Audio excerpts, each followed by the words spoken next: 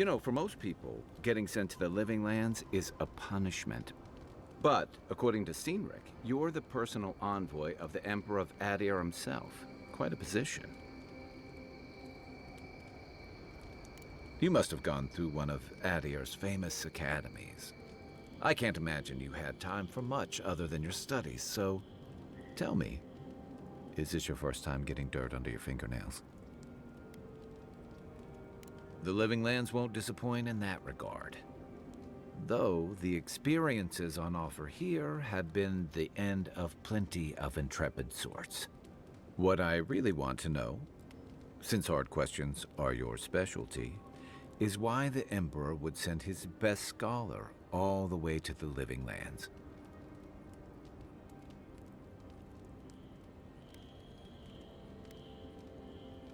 Oh, that almost does sound like a punishment.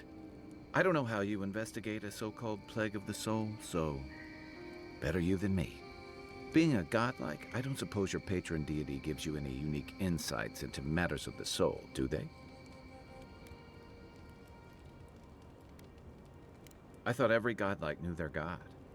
That's one of the stranger things I've heard. And out here, that's saying something. Sorry, these are unusual times.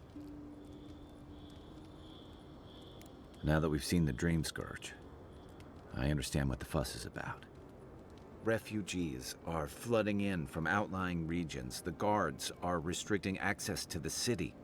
And people are making offerings to the gods for everything from hangovers to indigestion, just in case.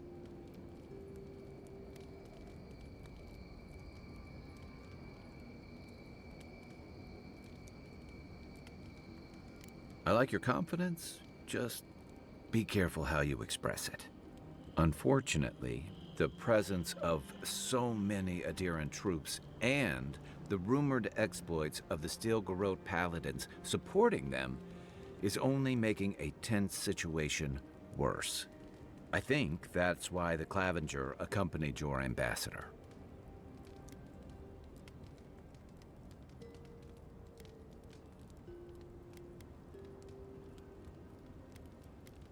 Exactly. Paradise has been quiet lately, but I don't know how long that'll last.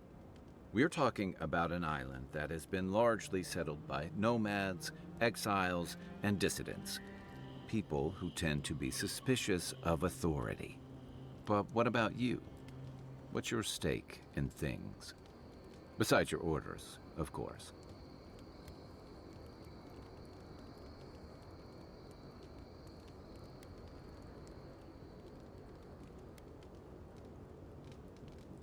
Just be careful where you say that.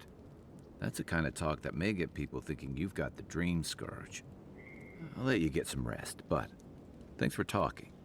It's good to be part of a squad again, even if it's just for a while.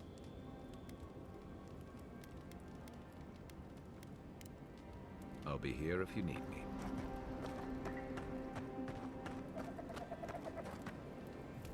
No offense, but you leave a pretty wide trail, Envoy.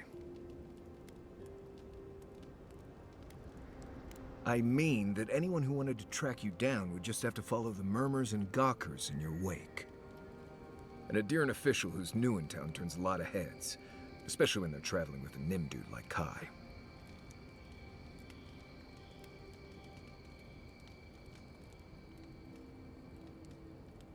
Well, we've worked together in the past. It was mostly him crashing blindly through the weeds after I advised him not to. I'm here to find your assassins. Maybe help you avoid being killed again in the future. My guess is you'll need a guide once you leave Paradise, too. They say I'm the best there is.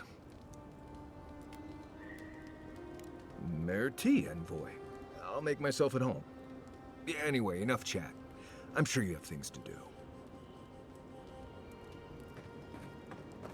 What are you grinning about? Huh?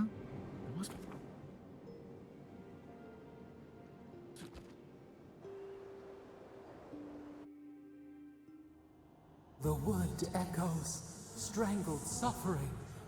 We knew this creature.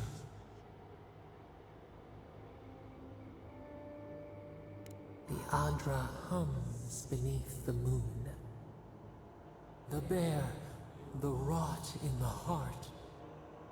Did its beauty sing to you?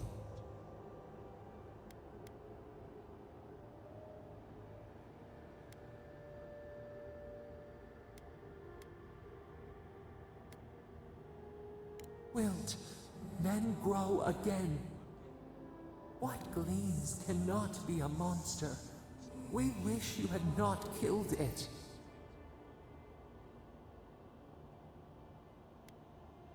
Cull the sickness, clear the rot.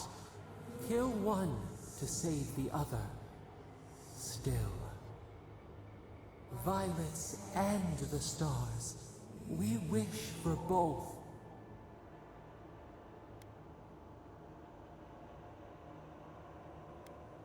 Must all we love turn to ash? Can we not save it?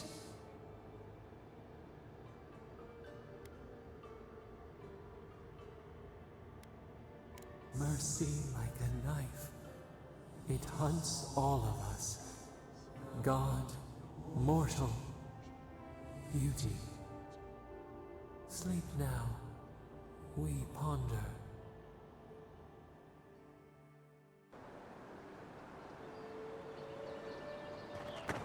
You know we can turn back at any moment. Nothing of value would be lost. What's gotten into you? I've seen you enter an ogre's den with less reluctance. That wasn't me.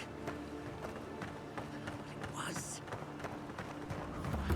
Never supposed to be turned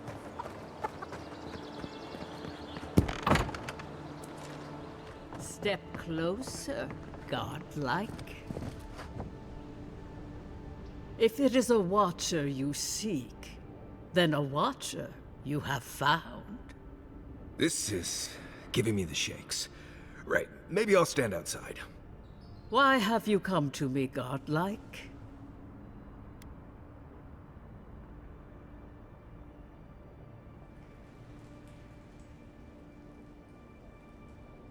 Help? No. I can open your eyes, but you must learn to see. Let's have a look at you then. You who came to these shores on a royal errand. You who have died and returned. To open the door to your soul, we must first open a door to your mind. Now repeat after me. I stand on the shore between here and beyond. Very good. Spoken with conviction. I dip my toe into bottomless depths. The lake is a mirror. The mirror is a door. And the door stands open. A door? A garden gate? Impossible. Someone is here with us? How? Who are you? What are you? Show me what you are. A hand knocks on our bark. Do we answer? How can they see? What is this I hear? Old and forgotten. Echoes of echoes. An uninvited passenger? Now she's hearing voices. Great. Is that gonna cost us extra or something? Curious. Something clings to your soul, felt but unseen. Voices, echoes in the placid lake. Shelter the seed from winter. Who reaches for our bars? Who speaks?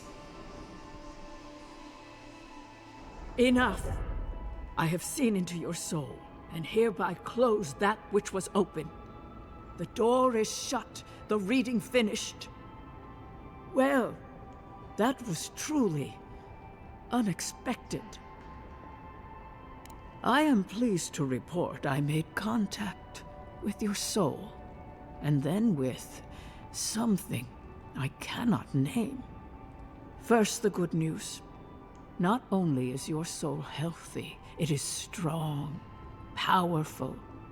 Strange for one who so recently died.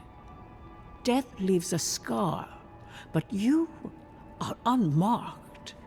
Instead of passing through the beyond, your soul was nurtured, protected, caged. Soft, the shell cushions the egg. You only live because someone would not permit you to die. But I wonder, who? Of that, I am unsure. You might find that you suddenly have new abilities that manifest in battle, for instance. Or you may feel a spiritual connection to ancient places, like memories not your own. But that does not explain who pulled you from the grasp of death. Who would do such a thing? I can say much, but that thing, whatever it is, eludes me. It has been years since I met a godlike.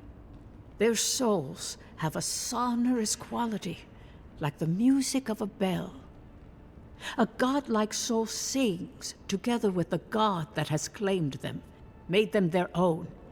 It gives them power. Your soul, it has no chime.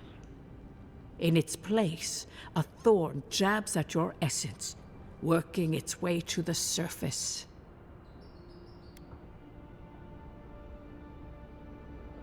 One cannot remove something so deeply entwined with their nature.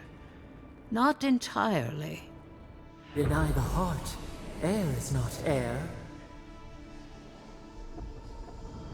I told you the good news.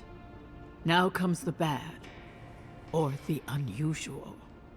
When you came into this life, a thorn pierced the fabric of your soul, and your soul grew around it, trapping and embracing the invader. A godlike's time is a gift, a blessing. But a godlike's thorn? That may be a curse. Can a soul commune with itself? A fascinating idea. But I have no answer. We know that a god touched you at birth, but which one? And why? They always signed their work, and none of them lay claim to you. Disturbing. Terrible. There are so few godlike remaining, and you are a stranger even among your own kind.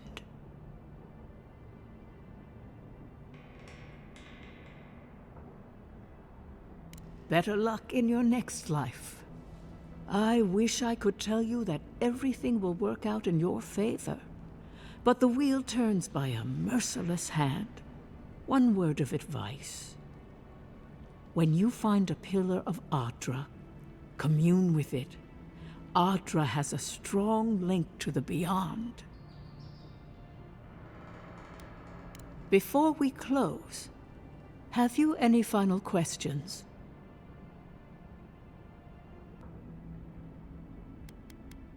As you understand the word, yes. You fell into death, and a guiding hand lifted you back onto your feet. That guiding hand, whatever it is, must be what brought you back to life at Liviana's.